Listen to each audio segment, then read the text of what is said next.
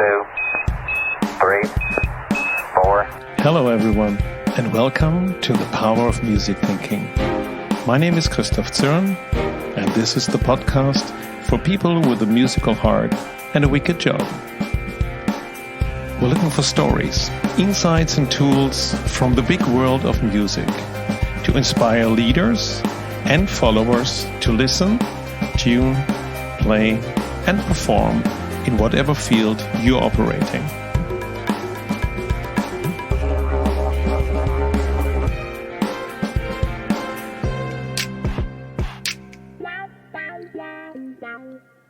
My guest today is Gabriella Di Laccio, public speaker, curator, activist, award-winning soprano and recording artist. She's one of the leading voices on the fight for gender equality in music, listed as one of the BBC's 100 most inspirational and influential women in the world. Gabriella is also the founder and curator of the charitable foundation Donne, Women in Music, dedicated to achieving gender equality in the music industry. We talk the incredible long list of women composers and the unbelievable few plays they get in conservative classical music organizations. Gabriella shares with us the research and the numbers from the latest report that in 2021, almost 9 in 10 compositions played by orchestras around the world are written by white men. But there is hope, at least in a different field, like this year's Biennale di Venezia that invited 213 artists, and among them, 21 men. Okay, let's give it a go. Welcome, Gabriella. Welcome to the Power of Music Thinking. Well, thank you so much for having me, Christoph. It's such a pleasure. It's wonderful to be here. Thank you. I was really looking forward. And as we just talked in the pre-talk, we both are a little bit cold. So our voices sound a little bit different than maybe normal. But yeah. We can sing a jazz song. Oh, yeah, we do at the end, right? Yeah, definitely. Oh, perfectly. Okay, let me start with my first question. So what was your first sonic experience or recording or performance that had an impact on you? Yeah, I mean, as I said to you just now, I find this question very difficult to answer, as everybody else, I guess. I have... I don't come from a musician's family. My family had no musicians. So I think I have 3 big impressions, but my first one was when I was very young and I was singing in the school choir. And I went to a Catholic school. I'm Brazilian, so south of Brazil, Catholic school, and we had to sing the songs they made us. And then I think I was 7, 8, and I was singing for the first time. I sang something in harmonies, and I won't be able to tell you which song it was, but it was my first experience of hearing harmonies and singing being part of that, and that really made an impression of me. There's something that happens in your body and I think in your brain when notes get together, and that really touched me as a child. And since then, I really wanted to explore more styles of music like that. So very close to the same time, my cousin was a big fan of Queen, and I remember listening to Bohemian Rhapsody, and then it got exactly to the same part when all the harmonies got together, and it was I don't know, I think it was when I started to get a lot of interest in classical music, because the extension of the harmonies in classical music, they are much wider than what you can experience sometimes in pop music, so it kind of really touches different parts of the frequencies really touch you. And then a few years later, I went for my first opera I've ever seen, which was the Magic Flute. So the overture of the Magic Flute, then for me, just that was it. Wow. Yeah. So was it in German or English? In German, yeah. In German. I don't know if you would approve in German in the south of Brazil, but it was in German. Very nice. Oh, that sounds good. Also, the link with the Queen, with their spectacular song that no one expected, or they're really doing something different and really connecting different, let's say, genres, actually. Absolutely, and it's a genius, that they were brave enough to push that, and to, I don't know if you would make it today, with the industry as it is, but at that time, I think the vision that Freddie Mercury had and his colleagues as well, it just, I'm glad they did. It's an iconic. Yeah, today with the, let's say, in the Spotify time where 3 minutes, 4 minutes limit of a song, but you have to start with the refrain, so otherwise people will step away. So maybe that would be remix, absolutely 21st century remix. Yeah. Thank you. And also that singing together, experiencing from, hey, when I sing alone, let's say in the bathroom or outside, or for my family, but when you experience that you sing together, or also playing would be maybe the same, but you play together and you feel that it's even richer, and you feel a contact that you can see, but that is there. Wow. Yeah, absolutely. I think I'm biased, because music is my life, of course, but I think music has so much power, and when you are making music together, and I think that's why all of us in the pandemic, we suffered so much, because it was great that we could connect virtually online, and also it has developed into a new communication between artists and the audiences. But for us, it was really tough to be alone and not to feel that energy, not to be making mistakes together, learning together in a rehearsal, and making a piece of music to come to life, because each piece of music only comes to life when we perform it. Absolutely. Yeah. So, but maybe tell a little bit more about you. Who are you, and what do you do? Yeah. So I am Gabriella Di Laccio. I am a classical singer, originally from Brazil, and I moved to the UK to study, and ended up staying here. And singing is my career.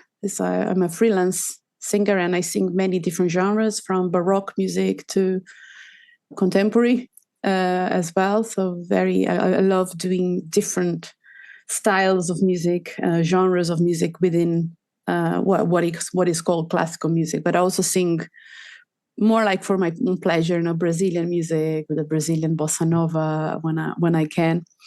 And then 4 years ago, pretty much, I started a foundation here in the UK called Donne, which is women in Italian. Donne, women in music. And that became my second life. I think I'm the opposite of your guests normally, right?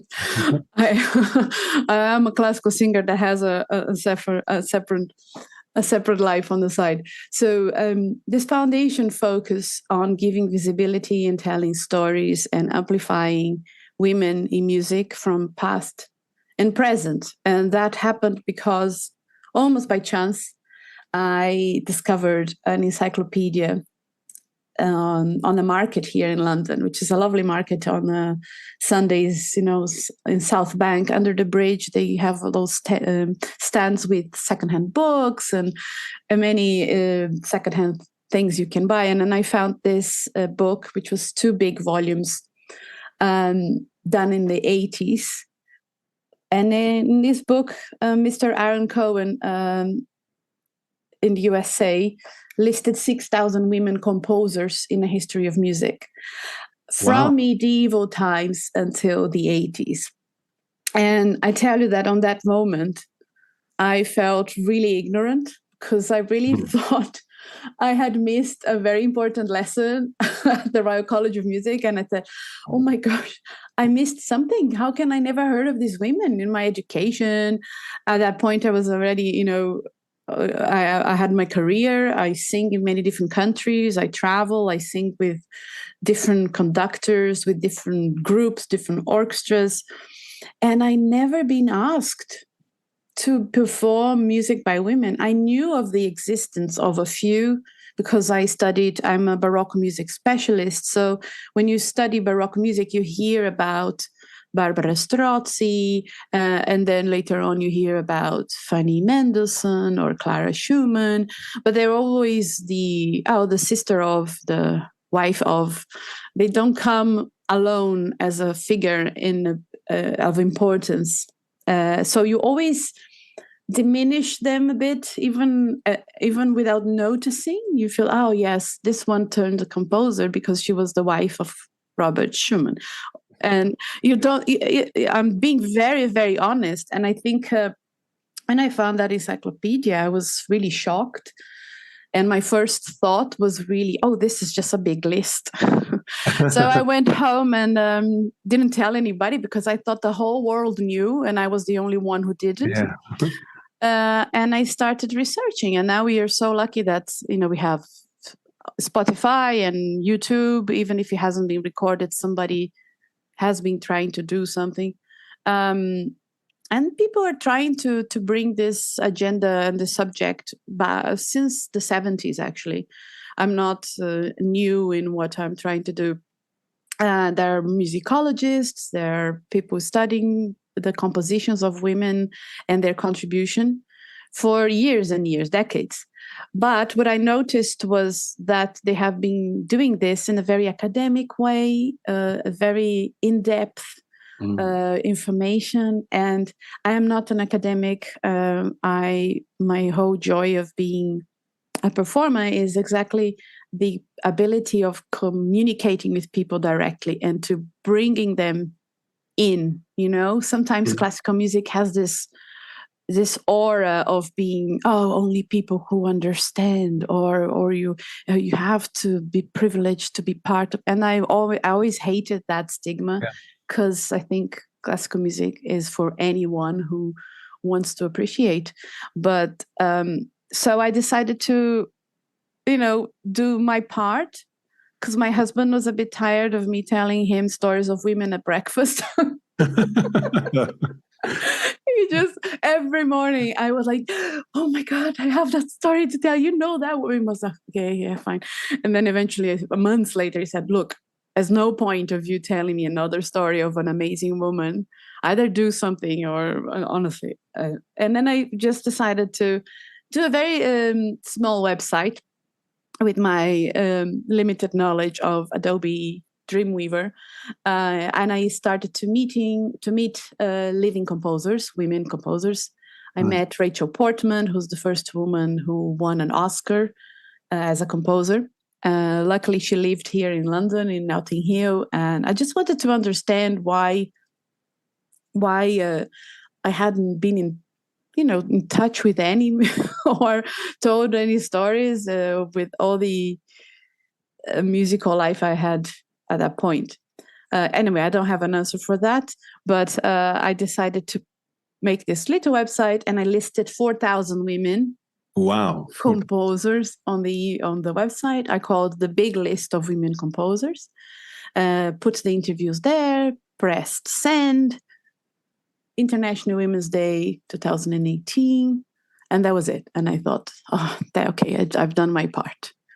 Now I can just go back to my normal life. Right. Published. That's it. It's there. Now it's more. And I always wanted to be accessible. And that's why I collaborated. If you go to the website, you see this very beautiful image at the beginning. I worked with a designer in Spain who works with collage, and we created this first image. There was this woman, and behind her, she has lots of eyes, and she collaged eyes of hundreds of women composers into that image. And it's still an iconic way that people will go to the website and they just feel attracted to it from a design point of view, and then they go, what was this about? Which is something I always wanted. So I started to reach out to any person, that when you tell any person, doesn't matter if they want to be musicians or like classical music, when they just tell somebody, do you know that has been this amount of women, and it's not a number. These women produced great work. These women had to face so many adversities. They were respected by their peers. They left substantial works, and then they were written off. And then, because of that, we continue to believe that they didn't exist, or if they did, their work was not strong enough to survive.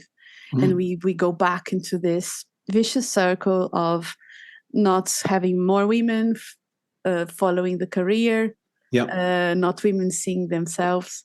Shall I stop talking for a while? No. Perfect. As long as you have something to say, I won't cut you off. But maybe there's one thing. Yeah. Because with music thinking, I like to make analogies. And because everything that you just said with women music, every listener that is now listening can make the same analogy to their own company, their own way of working, and I think that's the interesting part, because with your research you just wrote down how many songs by women or pieces by women were performed in 1 year. Maybe you can tell a little bit more about this, because these are, let's say, the numbers, and if we have numbers, then we have a discussion. Otherwise it's just someone complaining. Absolutely. And I always loved numbers. And that's the bit I didn't tell you. I was going to be an architect, actually. I started my degree in architecture, but I couldn't not have music. So eventually I gave up architecture. And music is frozen architecture, isn't it? Yeah, absolutely. So after I put the website out there, my personal curiosity took me to investigate, because I thought, okay, if I haven't heard this music myself, it's because people are not playing it. It's a logic. So I looked into the top 15 orchestras in the world, as listed by Gramophone magazine back in 2018, and I counted by hand how much music by women they performed in a whole year in the season of that year. So the top orchestras in the world performed 2.3%. Of the works they presented in their concerts, only 2.3 were composed by women.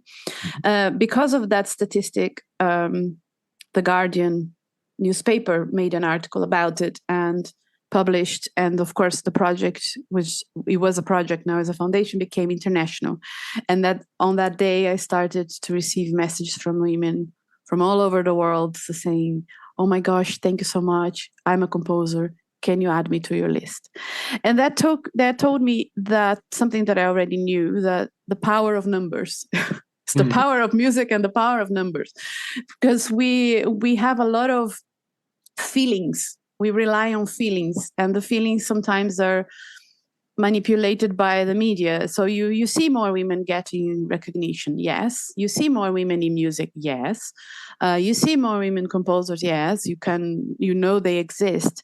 But when you look at the numbers, you can see that everything you see is very superficial. So since that first year, I continued to do research every year, and we continue to increase the amount of the research of all the different things we include. So this year, we just published about a month ago, the latest study. So we looked into 111 orchestras around the world. And so it has moved up from 2.3 to 7.7. Wow. So 20,400 pieces. That's the amount of pieces we looked into. Wow. And out of those 20,000. So, but this is, if we put them all together, right, all the orchestras together, 7.7% were composed by women. But then if you start going, if you think of intersectionality and all the barriers that women have, we separated by ethnicity as well. So 1% was Black women, 0.5% Asian women. It starts getting worse, of course. Yeah. As Gabriella, just to interrupt. Yeah. I think that's a good point. Good thing to point out. In your foundation, it's about equality in music. So it's not only about women. It's also about and that's a very modern theme at the moment. And what I was wondering before the talk is, I'm always looking from what can business and society learn from music, but it seems, and correct me if I'm wrong, that business is business is at the moment doing a better job than in the music industry, and I think that's and still in business it's not good. So let's have this too. So, but that's interesting. So maybe music could learn from real companies. So and that's funny, because most of the time I tend to say, oh, you have to understand more music, get into music, and this is inspiring for your company. But now maybe we could flip it around and say, how are organizations doing this? I think definitely, but I think because organizations are doing better because they're dealing with living people.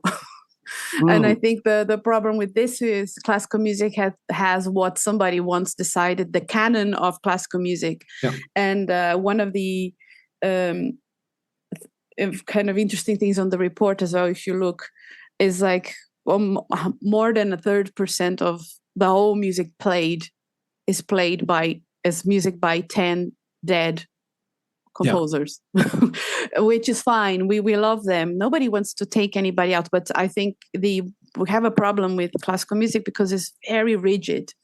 It doesn't want to expand what the so-called canon. So it doesn't want to, but even in the so-called canon, it could include more women, because there have been historical women that their music should be there. You know, we're talking about the big symphonies. You know, if you want to go and see Beethoven, somebody says, oh, but I don't want to hear Beethoven and then a contemporary music. That's fine. But we can still find high level quality music by a woman to sort of just to raise awareness on the audience as well, because we are all growing up believing that only men wrote genius pieces. And then definitely I think that the music industry should learn from businesses, or should be more challenged. I think we all should challenge the music industry more, because we need to get the audiences complaining, you know, the people complaining about radio stations that only push forward male artists. So we need to get involved, because if we just wait for whoever is deciding on the top to do it, is complicated, because there are so many factors that get into people say, oh, we are scared, we're not going to sell tickets because people don't know the music. But they don't know the music because you don't play it. Chicken egg thing, we all know. Chicken and egg, absolutely. But if we would come to, you know, now we have Spotify or other things, so people could, without buying an expensive card or a concert card, they could listen to music that is totally different to what they were listening now. So Mike, maybe let's put it around in that way. If we talk about the 10 composers, maybe what would be the 10 women composers that we would, and then I'm thinking, because there also, when we say classical music, we have different genres. We also talked about Baroque, and so what would be, let's say, an easy, like a Zauberflöte or magic flute is actually very easy to listen. So nowadays you also could argue that it's some kind of pop music, because it's always there and everybody knows it and everybody wants it again and again. So my question would be, what women composers do you suggest? And we will put everything also in the show notes. So, or maybe you already have let's say the 10 music composers you should listen to in the next, until the end of the year? Well, yes, I would go more for 100 than 10. Let's start with it. Let's start with 10. First of all, to make life easier as well, the foundation is a curator for Apple Music. So in our on Apple Music, there is a page where there are several playlists. So it's like piano music because some people just prefer choral music, for example. Some people love choral music. So there is a playlist for choral music, a playlist for songs, a playlist for piano, a playlist for orchestral, for opera, for film music, game music, then contemporary music, or we call new music. So I really recommend people just to go there and explore, because but in terms of start, let's say somebody who is new to this world of women composers, I would recommend Lily Boulanger, for example, French composer. Yes, Lily Beautiful, Boulanger was beautiful. the sister of Nadia Boulanger. Sister of Nadia. And Nadia was, let's say, she a lot of composers that we know. For example, funny enough, I looked it up before, because that's the one woman that I really know had big impact. And she was also the teacher of Astor Piazzolla, Philip Glass, and also Quincy Jones, and maybe some people from Aaron Copland. Right, Aaron Copland. So many people. And her little sister that died very early is Lily Boulanger. And I think that's so, and it's just not even 100 years ago. So it's not that kind of old music for the young listeners. And it's also not, let's say, an extreme that you would have after the war, where you really try to explore things that wasn't there before. So very sorry to interrupt you. Very good entry point. All the Fanny Mendelssohn, or Fanny Hansel, as after she got married, she took the Hansel, her husband's name, but she was Felix Mendelssohn's sister. And there are many discussions that some of his pieces maybe were hers, because they both signed F. Mendelssohn. And there is one that has definitely been discovered, the Easter Sonata, that used to be Queen Victoria's favorite, and now is proved that it was Fanny who wrote and not Felix. Anyway, so Fanny Mendelssohn has some gorgeous pieces as well, very in songs, some the same with Clara Schumann, the wife of Robert Schumann. The woman was honestly a force. She dealt with a very sick husband all the time, in and out of hospital. She had 8 children, if I'm not mistaken. She pretty much supported the whole family, because she was a fantastic pianist. She was a concert pianist, and she supported the family with her playing for years and years, and allowed Robert to be a composer as well. So Clara also has beautiful works. I would also recommend, this one is a new discovery. She's called Leocadia Kashperova. She's a Russian composer, was a Russian composer, and she was the piano teacher of Stravinsky. This one is really if you love Russian music, if you love those powerful, Rachmaninoff, sort of rich sound, you will love her, because she wrote big works as well, symphonies, but also some cello sonatas, something a bit not, but is a lot of energy in her music. I will definitely, and her music was completely forgotten. She was just rediscovered almost by chance by a musicologist who was doing Stravinsky's biography. He got very curious to find out who was his piano teacher, and ended up finding her music, and now it's published, her whole catalog. More music is coming. Many stories also. Many stories. That's the thing with all this. Florence Price, maybe you've heard of her. So Florence Price was an American composer. And again, when you think about role models, right? Florence Price was a Black composer who got a lot of respect from her peers in her time. And we are not talking 300 years ago. We are talking, gorgeous music, so many influences, so many things that to appreciate in her music. You can have both. You can have some very light music and some more in-depth repertoire. How many have I said so far? Yeah, I think we're around 6, but it's okay. I think it's interesting for people. So there's a lot. There's a lot also to tell. So there are many stories, and also some kind of stories like the little gems that you didn't see before. But if you then if you see them, then they're something that you will never forget. And I think for me, that was when I decided to start Donne, it was actually, funnily enough, not the music that pushed me to do something, but the stories. Because you have to remember that I grew up in the south of Brazil. I was not close to any of the big theaters. I didn't have a classical singer that I could go and talk to, somebody who had an international career.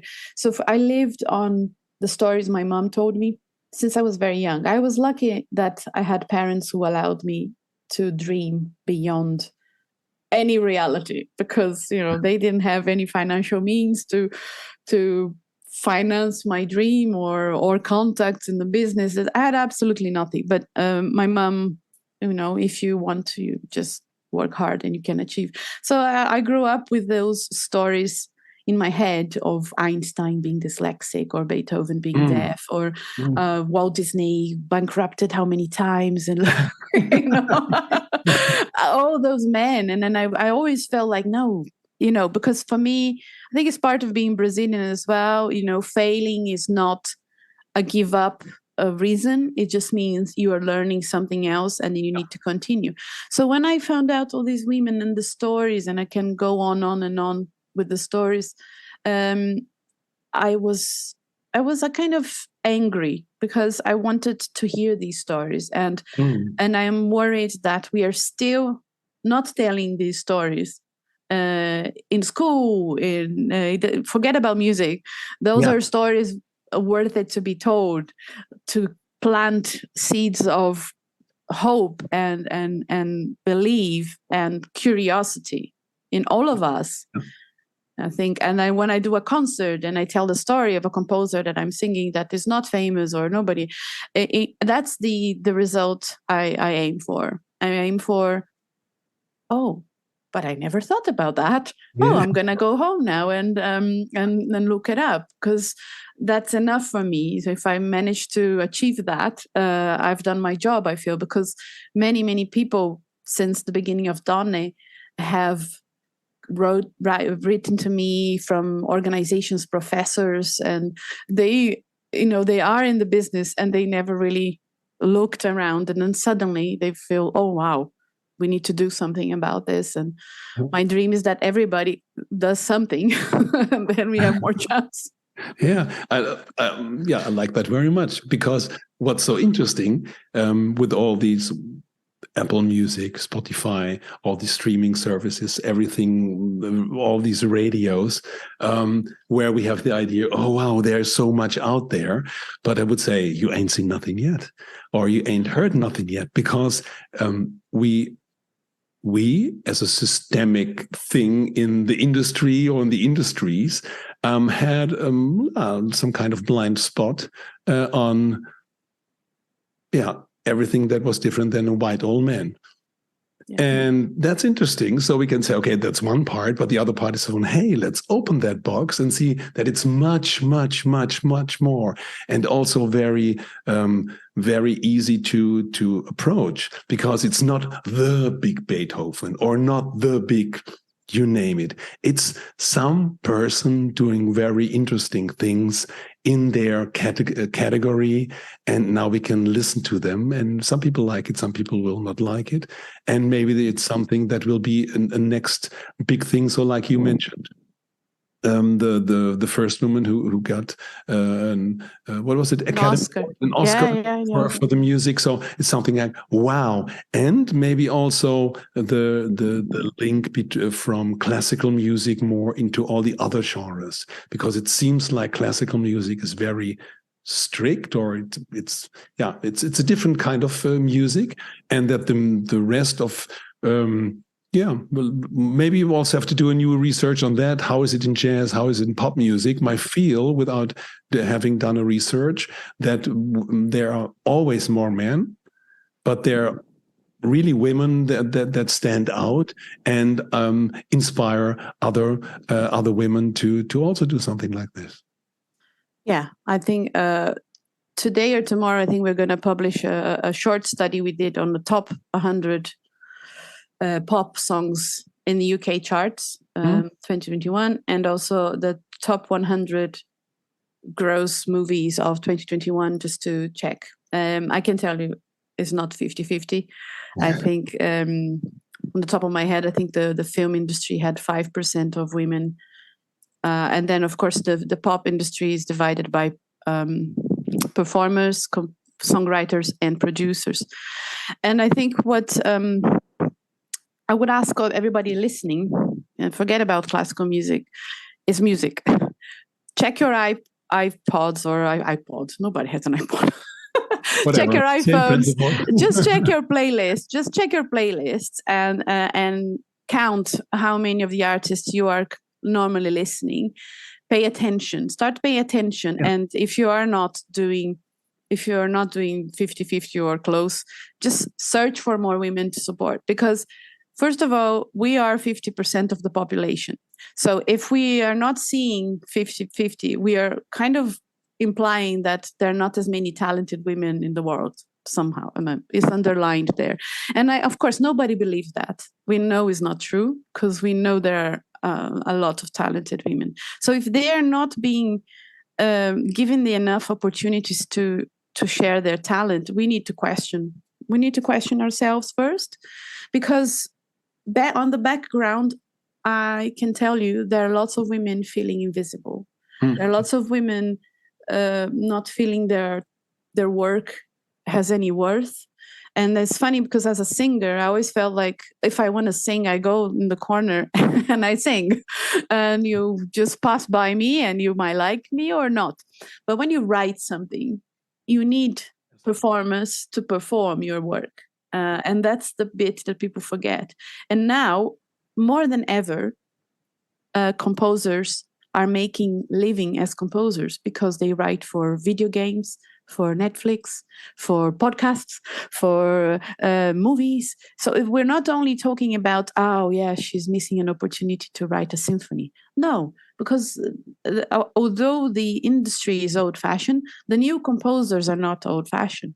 They are very fluid in what they write, and they want to write for everything. Nobody wants to be labeled anymore, you know? Absolutely. And maybe that's a very good, let's say, sum up of our conversation. On one part, it's about equality in music, and it's about fluid genres. Yeah. So I always mention that in Spotify, there are 6,000 different genre types. But I always say just that people understand there's quite a lot of, let's say, categories that you could be in. But at the very end, it's so what? Yeah. So it's music. Yeah, right. So we don't need something like a genre style, but it helps us to explore more. Maybe one practical question at the end of our talk. You mentioned curators at Apple Music. Are these men or women? The curators, well, we are curators on the classical music page. Right. Yes.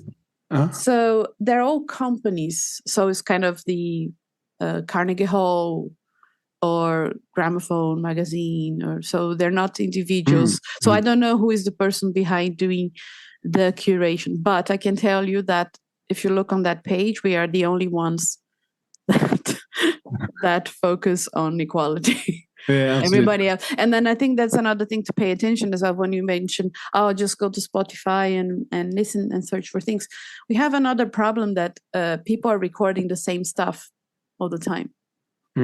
So how many email? I have a newsletter from some classical music magazines, for example. I receive new recording of Beethoven Sonata number blah blah blah, new recording of Tchaikovsky's this, new recording. So if a work is not recorded, doesn't go to Spotify. There are thousands of works by women that have never been recorded. And that's a real problem, because then it doesn't go to the radio, doesn't go to Spotify, doesn't get familiarity. And but then it's a very low-hanging fruit in that way, that people who make the decision to record for the, I don't know how many time, Beethoven the Fifth, they have some kind of guarantee that they can sell it. Yeah. and that the market wants it in but air quotes, and that keeps this not very innovative industry in what they have, because it's an easy decision. And that's also the analogy to the business. Yeah. If you always do something like, but this works, it worked, and let's give it a try. Oh, people still want it. Why should we come up and invest into a new innovation? Because wow, this would be a risk. On the other hand, you also have in business the breakthrough killer innovation that everybody's looking for. But they as long as they can make money with the way of thinking they have, they will. I think that's a perfect analogy, and this is very much business analogy. And I'll try not to sound too angry. But I want to cheer you up. Yes, I think exactly as you said. There is fear. There's a lot of fear of not selling, so people go for the safe option, definitely. But what I realize that people are not realizing how many millions of people they could be actually bringing in.